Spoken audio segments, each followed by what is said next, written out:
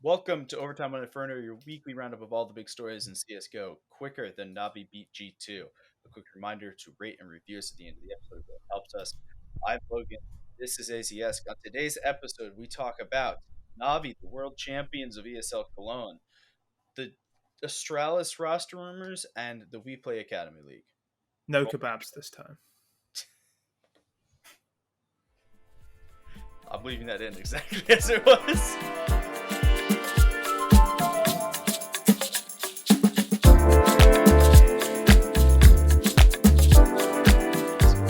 How's everything going? Yeah, it could be better, happens sometimes. Life throws you a curveball. You know how it is. I do know how it is.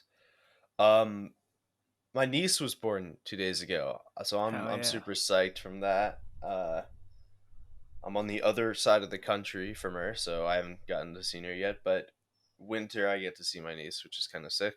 I keep saying niece because her parents have yet to pick a name. It has been 36 hours, and I am painfully aware of the fact that my niece is still not yet named.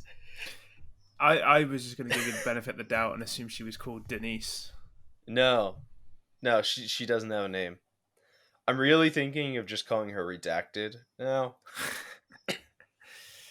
That makes it sound a little bit darker than it probably is, though, I think. Yeah, but that sounds like way too much fun. To just at least until she understands what's going on. It's just my older sister that I gotta compete with there. I can win that battle at the end of the week. All right, let's talk about Cologne, then we're gonna talk about the rest of the things that's happening. So Cologne playoffs happen. We have a winner. Congratulations to Natas Vincier for winning I Am Cologne this year. Born to win. That's what it means, I believe. I don't think that's. You know what? Actually, yeah. I'll Google it, but I'm pretty sure Natas Vincier. No, because Natas. That's like Nate. Yeah, I'm pretty sure that's a born thing, and the Vincier I know is win. Yeah. Means born to win. That's it. All right. So Navi beat G2 3-0 in the finals, and it was. Yeah, I pretty much expected that. I think we said whoever gets to the final, Navi are going to absolutely batter anyway. And they did. They just destroyed everyone. They're the best team in the world by, I guess, some distance now. Gambit didn't look quite as good on LAN. And it wasn't even that they were the best team in the world, which they were. s1mple was the best player in the world. s1mple's the best player of all time. Yes. And I There's think no questions after better this. than him. Hey, he's insane. Like, nobody even came close to being better than him in any game he was in. Like, no. He was just so far and away. It was almost boring how much better than everyone else he was. Yeah, it was very ridiculous. It was extremely ridiculous. And Harry, one of the members of TLDR, asked me if I thought if FaZe beating Gambit ruined the tournament, because we had a bit of back and forth about upsets before. And I don't think it really mattered, because I'm pretty sure s1mple would have absolutely dicked Gambit as well. The guy was he was not losing this tournament. He was not losing a single game. There was never any danger of that. Yeah, no, he just kind of decided he was winning this. Yeah. So some notes about Cologne. I really liked the outdoor trophy thing that they had going on. It was a bit odd, I thought, but I mean, what else are you gonna do? I thought it was a nice change to the camera in the prac room with all the people, and they're jumping up like we've been seeing for the last year. Seeing something totally different, I think, was a little nice, because obviously we don't have the whole stage thing. Seeing players in the same relative location, super nice. Seeing Navi look decent again after they looked really not great for a little while. That was super nice. Yeah, I mean, Navi have hit a vein of... Well, s1mple's hit a vein of form. He tends to just like drag his team along with him. Like, that's not It's not even to besmirch the rest of them. Like Electronic's still pretty decent, and like Bit is Bit was a playing fucking well. beast. But come on, s1mple just dragged that team where he can drag them anywhere he wants at this point. It's really uh, nice to see. The same people. There were obviously people who were saying, like, "Oh no, Device is the best player of all time," or other such nonsense. And you see s1mple do this, and you see Device go out in groups because once he doesn't have a system built around him, he's just not as good. Mm-hmm. And it's like, well, yeah, obviously, like, of course you can tell that. And if people were just like almost surprised that s1mple was this good, and it's like, well, yeah, of course he is. Like, he took NA to a major final, for fuck's sake. Like, let's talk about G2 for a minute here. I think it's official that we have to actually say that this G2 team is good and this might be working out correctly. Oh yeah, they're definitely good. Um, they're definitely a top 10 team. No, they're definitely a top 5 team in the world. No, I don't know how good they are. I don't know if they're the second best team in the world now that LAN is sort of back. I don't know if they're just top 5. If this one was I'm pretty sure they're better than Astralis and FaZe, who are somehow in the top 6 of this event, top 4 in FaZe in Astralis' case as well. But they're probably top 3. They're probably up there with Gambit and Na'Vi. I'm not ready to write off Gambit just yet. All right, I want to talk about Gambit and VP before we talk about the two teams you just mentioned. Gambit proved something this event, I think. Even without winning it, I think they proved that they're not just completely onliners, which both of us said that they weren't onliners, but everyone went, they're going to get on LAN and not... yeah, they'll get on LAN. It'll take a little bit to get used to having 0 ping, but they'll play well. I think within a few months of playing on LAN, they'll be back in the top 1 or 2. Yeah, and I think it was still a good showing for them this event. In the first round of the playoffs, they got beat by FaZe, who has been on a miracle run this tournament. They played their damn hearts out here, and Olafmeister was actually looking like a reasonable 5th player, which wasn't the case the last 2 times that Olaf had been subbed into FaZe, which was weird. We have anything else on Gambit?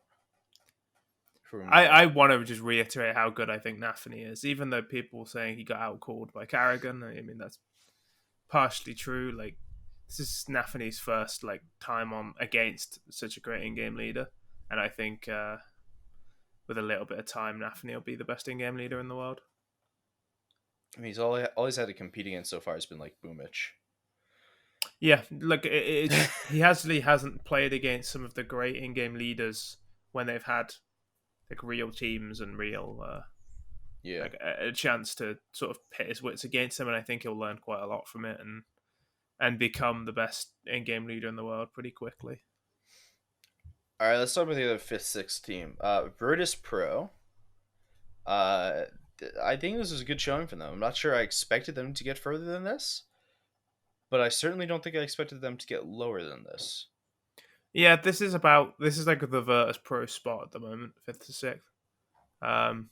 That they have the ability to be better than this, but they also have these weird moments where they just cannot win a game, which we saw at the start of the tournament, and then they just sort of awoken and became an absolute monster, and then fell a little bit flat, I guess, against Astralis. I don't know. It's very difficult to rate this team. It always has been. I think always will be. Just like the old Virtus.pro, actually. It's actually quite a fitting homage to the Golden Five.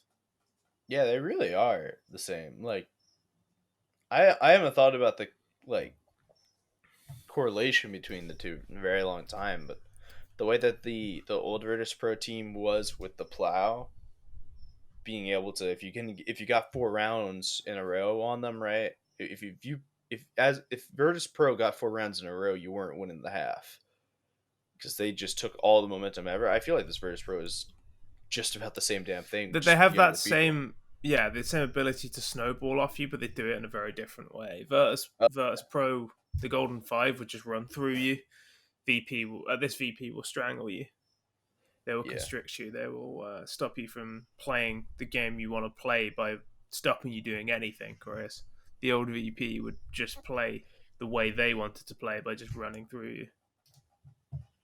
They're a great team to watch. I miss the Golden Five. Other than the fact that they would be kind of garbo right now, but I still miss the Golden Five. All right. Let's move on to the first of two longer discussions. Astralis. Confused. Yeah, who knows? I mean, the players are still decent. Dupree is still decent. Bobsky, funnily enough, still a very good player. Almost as if who would have guessed? Almost as if this was really obvious to everyone but Astralis and some people who just like, oh no, I don't believe Bobsky's any good because if he was any good, Astralis would play him. Okay, I guess. I mean, clearly untrue because I'm not getting into it. He's a good player. Astralis are a decent team. Glaive is still a great in-game leader. But it does feel like this is a bit of a shell of a team. It does feel like this was not a last hurrah as such, but this was the team sort of going, getting the boys back together rather than, making a stand and saying no, we're staying here. I've actually heard Zonix already left. I don't know where he's going, but I've heard he's actually already left. Okay. I want to get back. I don't know where he's going, but I want to get back onto player movement in a second here.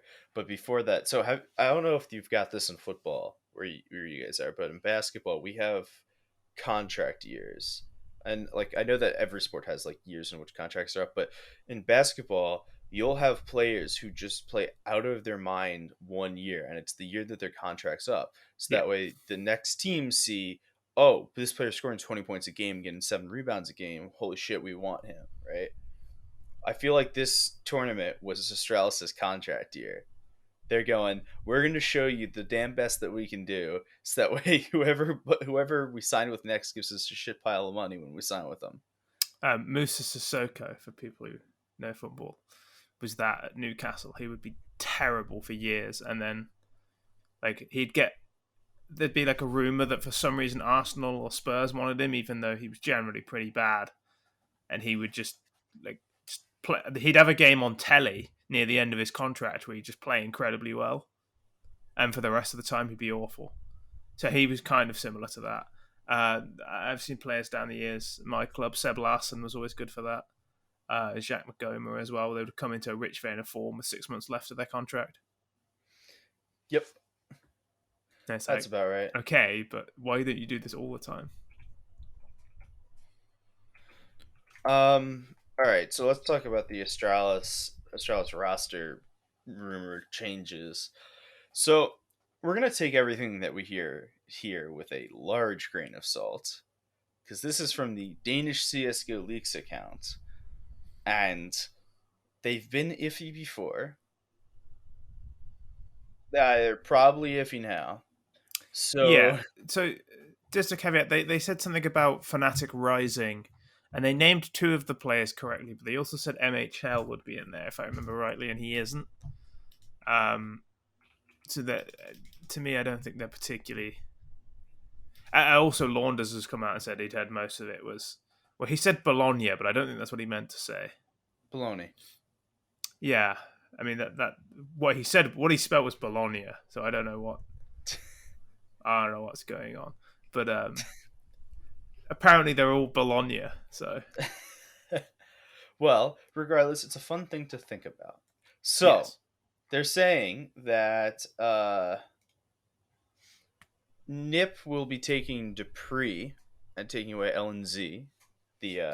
Which makes some sense. But it also could be something that somebody on HFTV made up. So, I mean, I feel like we made that up 2 weeks ago. Yeah, exactly. Which, when you hear us making up roster rumors, then... We also said Zipnix to FaZe, or ZipX to FaZe, which has also been rumored by this guy. Maybe he's just a podcast listener, man. Maybe that's all it is. I distinctly remember saying ZipX to FaZe because it's got X's already in the name. It's been MLG already.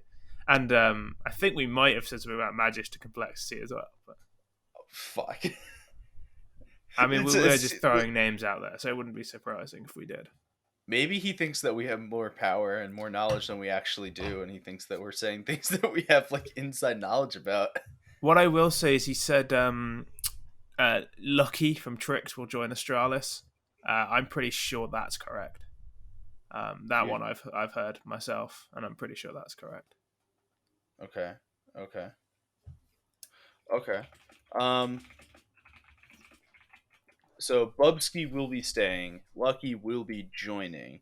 So with that, so we thinking the team's gonna just stay at Glaive, Bubsky, Trix. I think Glaive will go. You think I Glaive don't will know where go? he'll go, I think but Glaive and Zip will probably go. So it'll probably I be left can't with see Glaive Bubsky, Trix, staying to and play with Bubsky and Lucky. Personally, could be wrong. Maybe he'd really enjoy that. they should do the Fly Quest. Just put their For, academy team in. yeah. For those of you who don't follow LCS, FlyQuest decided a week ago that their regular team was on a 10-game loss streak, so they just said, "Academy team, you are now regular team. Regular team, you are now academy team." They And also then sold their top laner, right? they sold Licorice over to Golden Guardians. But in that, the academy, the new real team, formerly known as the academy team, went on a 4 and like they were like a 5-1 2 weekends or some shit like that. They beat Yeah. every insane. Um. All right, let's focus on Counter Strike for like 2 minutes. Before we get sidetracked again. Okay, before I get sidetracked again, let's talk about FaZe. Um, I I'd first of all like to start with I was right, and I knew FaZe was going to beat Gambit, and I can't believe Gambit didn't beat FaZe, man. I lost all faith in everything I know. I'm so sorry to hear that, but Gambit beat FaZe. Yeah, I don't know how that's happened. I really don't. His name is Brokey. That is it. Yeah, Brokey's pretty damn good. Like he always has been. He's a really good clutch player for not like. There's like two types of AWPers. There's explosive, and then there's the clutch ones. You get the clutch ones like Brokey, like Guardian. Skadoodle was always like that. Yeah, Guardian, and then you get the more explosive ones who are just going for picks and multi kills, which is pretty much all the other AWPers. Brokey is obviously of the Guardian mold. He excels in 3v3s, 1v1s, 1v2s. It's a really fun style of AWPing, I think, to watch. I agree, because it is such a playing for the clutch, and he plays in such a way to let his teammates be better. I'm thinking of not this tournament, but in Blast Premier when Brokey was holding ramp and he got the triple when he alt tabbed from the game in the middle of it. There was that 4K versus Spirit, which was pretty good as well. Yeah, he plays playing, I think. He plays really, really well for the clutch, and I feel like he's playing well just in general right now. And Twists has been showing up, which has been really, really nice for this team. Unfortunately, Carrigan has been in some of the worst fragging form in a really long time. Yeah. Rain has not picked up the slack at all. And yeah, I got some stick last week for saying that Rain hasn't been very good. He finished the event with a 1.01 rating and minus 26, which I don't think is particularly good, but I guess you could make the argument that that is really good if you're insane.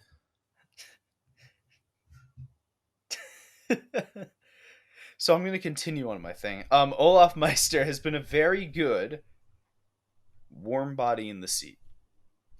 Yeah, which sounds quite offensive. It's not, I swear. But it's actually, yeah, like he's done pretty well as a stand-in. Yeah, that has been his goal.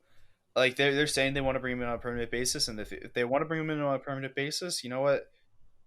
Fine, I guess. But like he has done well to just be somebody on the team taking up space as another person. He showed glimpses of old Olaf. He's played well at other times. I don't think he's completely thrown at all. Which is no, he like, hasn't. But I still don't think FaZe will ever be the best team in the world while he's on that team. I agree with that. Which surely has to be the goal when you. I mean, I guess not. But if you're going to buy twists, like I feel like you probably should be trying to become one of the best teams in the world. I don't think they bought twists. When you sign Twist, like you have to think, right, we're signing him to be one of the best teams in the world, and I think Olafmeister and Carrigan restriction. Like you have a bit of a glass ceiling when you have Ray and Carrigan, Olafmeister. It's just my opinion. And certainly now, I mean, obviously in the past, having Ray and Carrigan, Olafmeister would have automatically put you as one of the best teams in the world.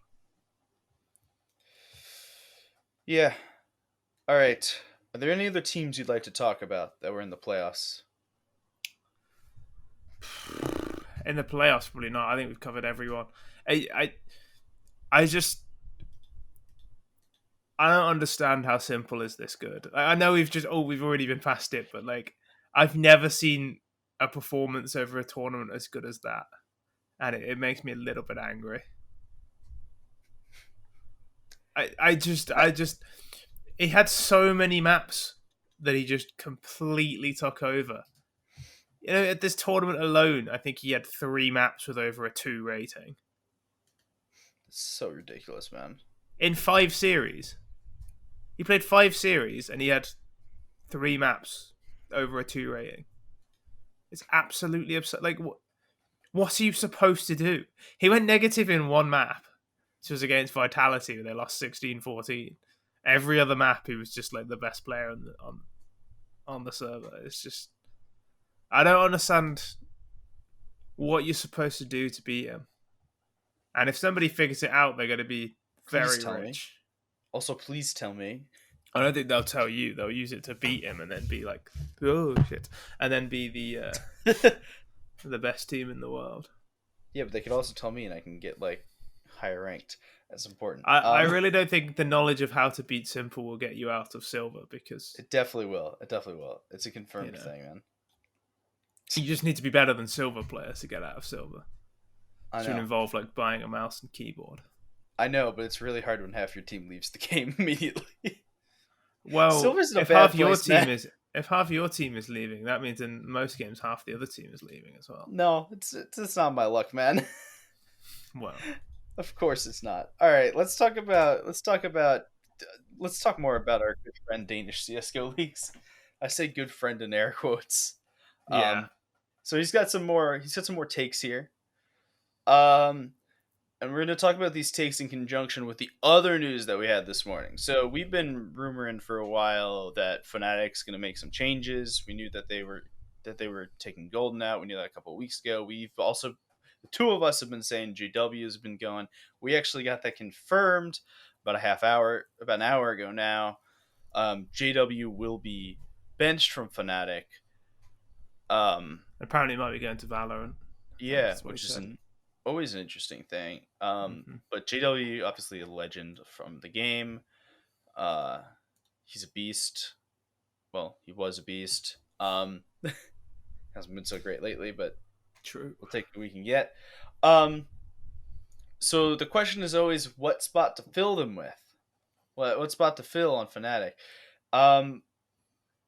So the rumor that Danish CS:GO... Oh, sorry, there's one more piece of context to this, which is that Fnatic have announced that they are going international to fill the spots of Golden and JW. So which is, I mean, something we've mentioned quite a few times. Yeah, and we're pretty sure the Swedish scene is kind of non-existent right now, so extremely good of them to do that.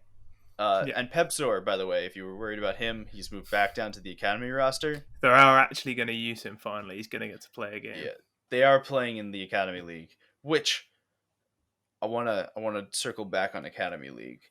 So the rumor that our guy Danish CS:GO Leagues has said is Fnatic plus Mezzy plus MSL. Yeah, so I'd heard plus MSL a while ago, and I thought it was true, but I'd not heard plus Mezzy, and I'm still getting I'm still hearing people suggesting it's another Danish player, either AZ or Gade. That's what I'm hearing. I mean, I can't confirm or deny it because I'm not in Fnatic. Yeah, no, I don't know. And there's still I've also heard that AZ might retire, so I thought that if that happens, maybe it's Gay to Fnatic, and that's what the hold-up's been. I've not heard Mezzy until 20 minutes ago when I saw the Danish CS:GO leaks thing. Yep. So I think it's probably a little bit of fiction, a little bit of Bologna, but I mean it could be true. They're a British organisation. I know in League of Legends they wanted one British player. They had Dan in their team, so who knows? Maybe that's the case.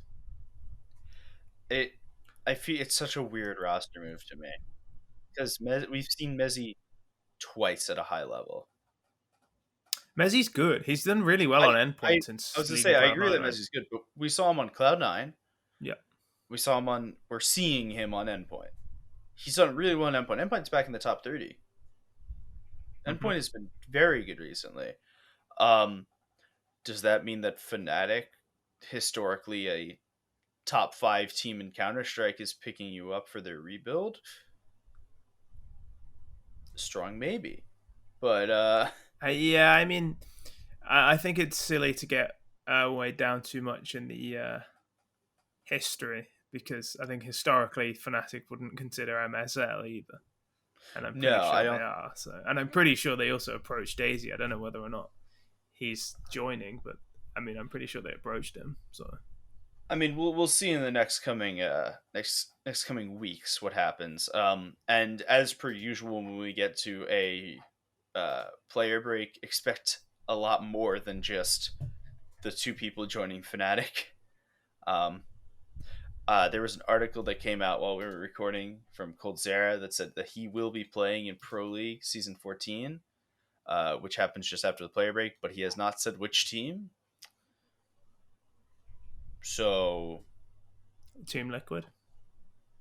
I highly doubt it, but sure, go with it. I mean, there was a rumor they wanted him before, right? And I don't know, with Fallen, I guess it kind of makes some sense.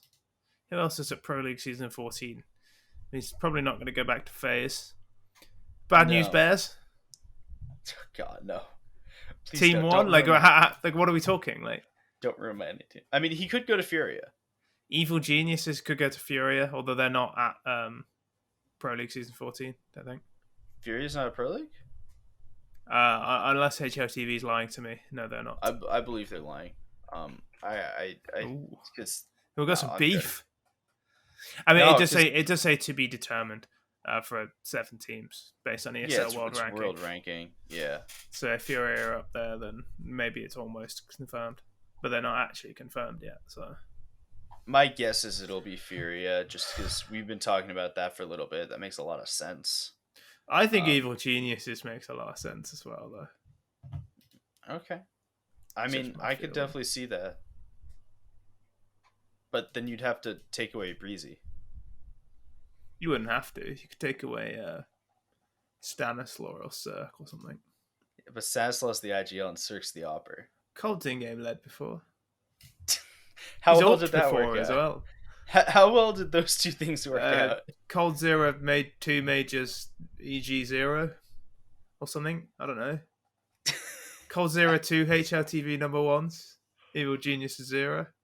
Did you consider that? I don't think you did. I consider many things. All right. I want to double back on Academy League. The WePlay Academy League has been going, and it's been really cool. I heard some complaints from Stico about it being during the player break, which are the way that he put it out was if a player needs to get called up during right after, then it's really awkward because they don't get a player break from a CCPPA point of view, which is awkward. On the other hand, there's 0 Counter-Strike going on right now, and having Academy teams play is awesome for the Academy teams, for viewership for the Academy teams, everything involving that, because there's a lot more attention put on them than the normal teams because, well, they're not there. My guess is some sort of balance will end up being struck. They're not going to change when the season is for WePlay right now because it's already been going. But it seems like Academy is getting production value it deserves. Yeah, I mean, I think there's they're always going to get some because it's big organizations with academy teams. Like, I think if you had the same level of player but they didn't have big orgs backing them, I don't think you'd have this level of production. But I mean, that's just how it works, right? I haven't really been paying much attention to it, I'll be completely honest, but I think it's good that I think it's nice that during the player break there is something to watch, and I also think that for exposure, this is the best way for those players. I mean, obviously they could get burnt out if they do get called up to a main team, but I think that's probably the least of your concerns when you're like 18 and grinding CS, trying to go pro. You're like, I'm happy to play as much as possible. I mean, it didn't do Gambit anything bad. So, that's the other team that's done the full academy regular roster swap. They're on to something there. Gambit, FlyQuest, who's going to be next? Obviously, they'll be better at that point. I will say Gambit probably more successful than FlyQuest. Certainly. But on the very small sample guys. Sure. That's some heavy copium. Always heavy copium here. All right. Thank you all for listening. We forgot to ask for listener questions today, so yeah. So like, we'll do like twice as much next week or something. Yeah, we'll put the tweet out like tomorrow. No, wait. Okay, so information. We're off next week for player break. We are. We're off next week. That means I don't have to wake up super early on Tuesday next week. Let's go.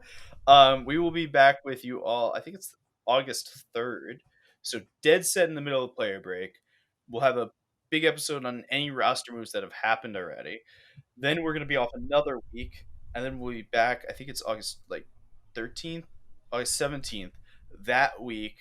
And that week we'll be back to our regularly scheduled weekly stuff. That's when ESL Pro League begins. So we're going to go to bi-weekly through the player break. We will have a big player movement episode in the middle, though. Other than that, though, make sure to follow us on Twitter at Logan Ramhap, at Aizyesque, and at RetailDR. We'll see you in 2 weeks.